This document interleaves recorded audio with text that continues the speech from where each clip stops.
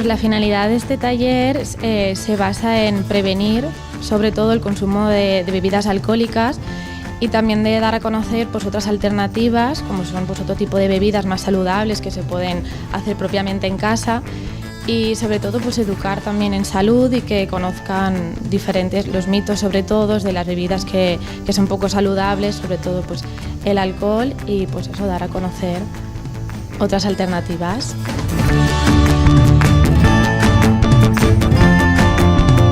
Pues el taller, nosotros venimos de parte de la UPK, que es la Unidad de Prevención Comunitaria de Conductas Adictivas, que es dependiente del Ayuntamiento.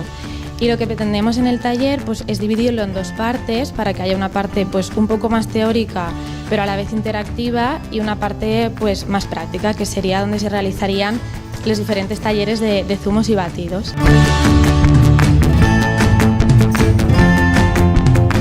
Sí, la verdad es que los jóvenes implica mucho porque es un tema que realmente les toca, ¿no? Es algo en lo que ellos participan normalmente en la sociedad.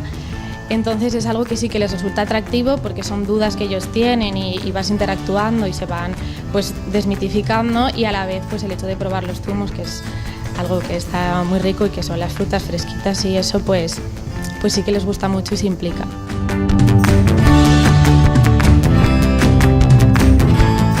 Pues las preguntas que más nos realizan los jóvenes sobre todo tienen que ver con los mitos que tienen acerca del alcohol y también de las bebidas energéticas y azucaradas.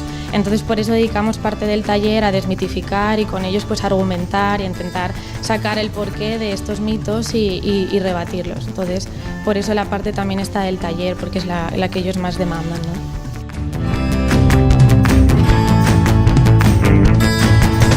Por la experiencia que tenemos, sí, ellos se suelen ir contentos, les gusta, disfrutan, se nota, ¿no? que ellos participan, que preguntan, y pensamos que sí que tiene muy buena acogida. De hecho está muy demandado el taller, así que sí.